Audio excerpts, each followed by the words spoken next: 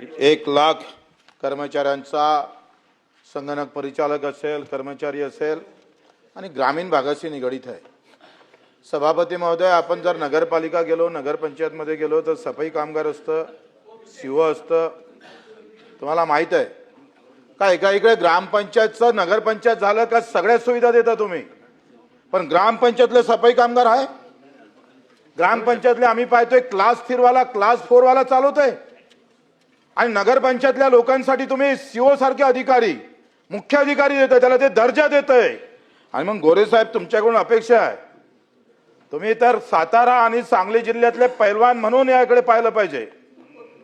तुम्ही या ग्राम विकासाचं पालकत्व स्वीकारलेलं आहे आणि इथल्या ग्रामपंचायतचा गावात राहिला म्हणजे तो मेला, त्याला भाव भेटत नाही, त्याला आरोग्याच्या सुविधा भेटत नाही, शिक्षणाच्या सुविधा भेटत नाही, गावात जन्म घेणं म्हणजे पापाचं लक्षण असं समजतो आपण। ग्रामपंचायतल्या कर्मचाऱ्याला तिथं आपण कंत्राटी ठेवायचं आणि नगरपंचायतवाल्याला मात्र तिथं नियमित करण्याचं काम करत असाल तर हे चुकीचं आहे। तुम्ही ग्राम विकास मंत्री म्हणून पुढाकार घेऊन त्या कर्मचाऱ्याचं पालकत्व तुमच्याकडे आहे ना, अशा वेळेस सकारात्मक उत्तर येणं गरजेचं आहे। पहिले मी संगणक परिषद 6 प्रश्न आहे, 7 एक वेळा सूत्र विचारू का टप्प्याटप्प्यानं विचारू? ते 6 विचारू। हा नाही, पण प्रश्न 3 जो महत्वाचा आहे तो पहिला विचारा। 2 याच्यात संगणक परिचालक एक हा घटक आहे आणि एक ग्रामपंचायत कर्मचारी, असे 2 एकत्रित आहे। संगणक परिचालक 7 एप्रिल 2025 माननीय मुख्यमंत्री देवेंद्रजी फडणवीस साहेबांनी एक निर्देश दिलेला होता। बैठक झाली होती मी रायगडच्या उपोषणानंतर, आणि त्यांना सांगितलं का यांचं 20,000 रुपये मानधन करावं, ते आपण कधी करणार? आपण जर पाहिलं, माझ्यावर इथे उत्तर आहे, हो, आणि आपण जर पाहिलं तर महाराष्ट्र राज्य फक्त 10,000 देतं, केरळ 18,000 देतं, 22,000पर्यंत जाते, तेलंगणा 15,000 देतं, गुजरात 15,000 देतं। इतर सगळ्या राज्यामध्ये या संगणक परिचालकांना मानधन हे जास्त आहे। जिल्हा परिषद पंचायत समितीचे संगणक परिचालक आहेत, त्यांना सुद्धा मानधन जास्त आहे, त्यांना सुविधा जास्त आहे। आणि म्हणून 7 एप्रिल 2025 रोजी जो निर्णय मुख्यमंत्र्यांनी जे निर्देश दिले त्याची अंमलबजावणी आपण मंत्री म्हणून करणार का, याचं उत्तर दिलं पाहिजे। दुसरं, सभापती महोदय, गंमत कशी आहे याच्यामध्ये? सभापती महोदय, आपण जर विचार केला तर यामध्ये एकंदरीत 321 कोटी वर्षाचा खर्च केला जातो, 321 कोटी। 237 कोटी हे संगणक परिचालकाच्या मानधनावर खर्च होतं आणि 82-84 कोटी हे कंपनी, खाजगी कंपनीच्या घशात घालतोय आपण। कायच्यासाठी घालतोय? तर सही पुरवा लागतं, कागद पुरवा लागतं, हे कागद आणि सही पुरवासाठी। म्हणजे या राज्यात तर देशात मला समजतच नाही, परीक्षा घ्यायला खाजगी कंपनी कंत्राटी कामगार नियुक्ती करायच्या नंतर खाजगी कंपनी, सगळ्या खाजगी कंपनीचा सरकार सरकारी, मंत्री सरकारी आणि कर्मचारी खाजगी कंपनी। वा, आणि आता मंत्री खाजगी कराय। सभापती महोदय, 84 कोटी रुपये का देतोय आपण? इव्हन आम्ही मुख्यमंत्र्यांनी हे म्हटलं का हे बरोबर नाही आहे, यामध्ये बदल करा, आणि त्यांनी सांगितलं हे 82 कोटी रुपये वाचवा, काही गरज नाही, कुठेही प्रशिक्षण घेत नाही। मी हे मुच्छी काढून टाकन सभापती महोदय, या कंपनी जर एखादा रोल, एखादी शई, एखादा ट्रोनर काही पुरवलं असेल, प्रशिक्षण घेतलं असेल तर मुच्छी उखाड के घुमाऊंगा बच्ची करू। एका सगळ्या ग्रामपंचायतचे ठराव माझ्याकडे आहे, यांनी कुठेही आम्ही पाहतोय कुठलंही प्रशिक्षण घेतलं नाही, बसल्या बसल्या कंपनीत 84 कोटी रुपये उखडतं। वा, आणि आमच्या संगणकाला 10,000 रुपये पगार। अरे, तुम्ही कामगार कायद्याखाली किमान वेतन 18,000 आहे मंत्री महोदय, आपण 10,000 काय होतो?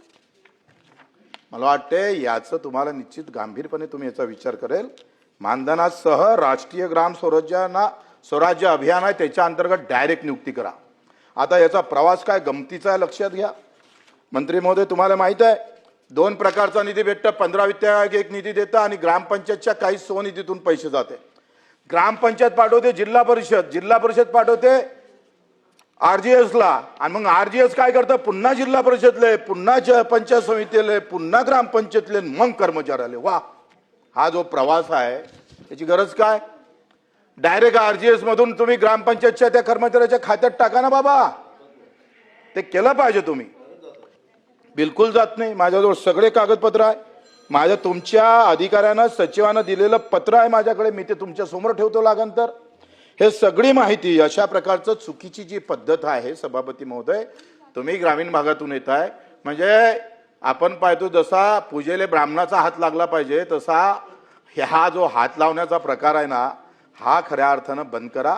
डायरेक्ट RGS मधून ग्रामपंचायतच्या खात्यात हे दोघांसाठी प्रश्न आहे. ग्रामपंचायत कर्मचाऱ्याचं आपण तसंच करतोय आणि ग्रामपंचायत संगणक परिचालकासाठी पण तसंच करतोय. हे पद्धती बंद केली पाहिजे. डायरेक्ट त्याच्या याच्यात पैसा गेला पाहिजे. हे झालं संगणक परिचालकाचं. आता ग्रामपंचायत कर्मचाऱ्याचे पुन्हा 3 प्रश्न आहे ते नंतर विचारतो. एक हा आपण ग्रामपंचायत निहाय संगणक परिचालक आपण नेमलेले आहे. हे तालुक्यावर नेमले नाही. मंत्री महोदयांना माझा लक्षात आणून द्यायचं आहे की तुम्ही जे सांगताय का हा बाहेर बसतं आणि बाहेरच कमावतोय हे फार चुकीची माहिती कोणत्या अधिकाऱ्याने दिली ते मला समोर ठेवा.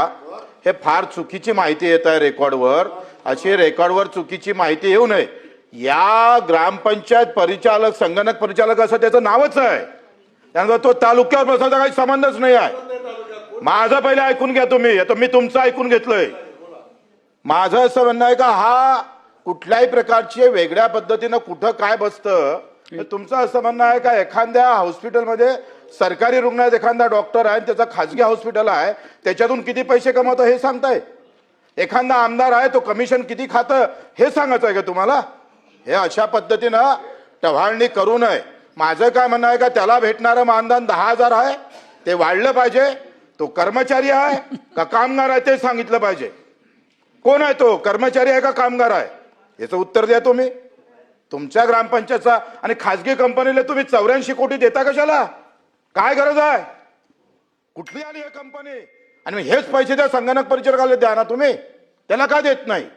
आणि मग मुख्यमंत्र्यांनी सांगितलं का केला याला ग्रामपंचायत सहाय्यक म्हणून नेमा आणि त्याला 20,000 वाढवून द्या. आणि हे ते आम्ही पाहतोय जिल्हा परिषद मग पंचायत समिती मग कंपनीतून मग ग्रामपंचायतचा तो सहाय्यक याच्यात पगार जातं. हा जो प्रवास आहे तो थांबवा. असे 2च उत्तर तुमच्याकडून आम्हाला अपेक्षित आहे.